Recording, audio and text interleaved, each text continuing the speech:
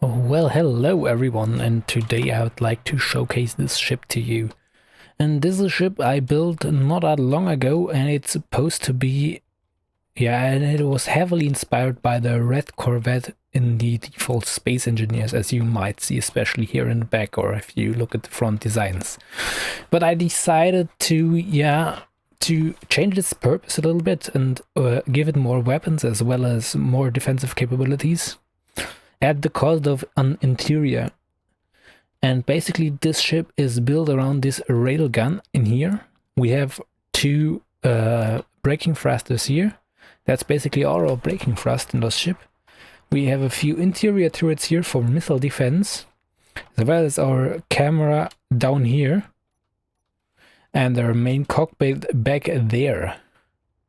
So let's look around. On top we have an artillery turret for long-range sniping, a Gatling gun turret for interception and other things like intercept fighters or missiles. We have our assault cannon turrets and another two interior turrets on each side of the ship.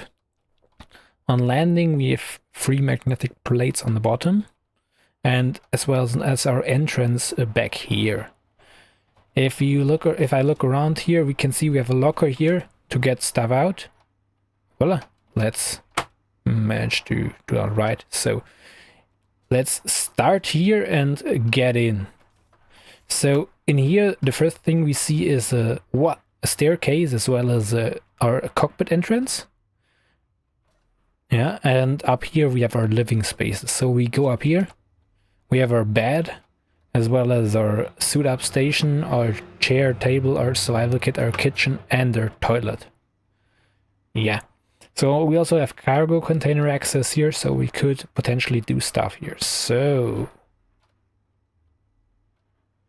what I'm unsure of is, I think I know why. This button controls our air vent. And I am not sure why this ship is not pressurized right now. Maybe that is because it was damaged a few minutes back. So let's hop into the cockpit and see how this ship will manage. So first of all, you can see a green light up front here.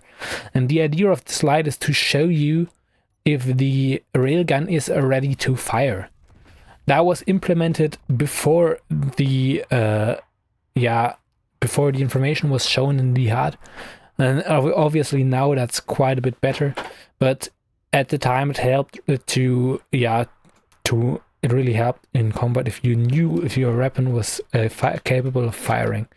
So at maneuverability, we can see we have quite good gyroscopic control, and the acceleration is also quite remarkable if you look at that ship. Deceleration on the other end is not, leaves a lot to be desired. It's not that great, yeah, as well as sidewards and upwards thrust is not too good, but acceptable for a ship that size. So basically we have a redesign of the red Corvette in the game. Yeah, more combat focused and less interiors, with less interior space. Well, I think overall it is quite capable. Let's get outside again and look at it. Look at that ship. I really like the design of the original red ship, so I decided to keep the top, similar. And the back designers also, I really enjoyed that, and in quite a few of my ships I made a similar heck design. Especially you can see something similar on my bigger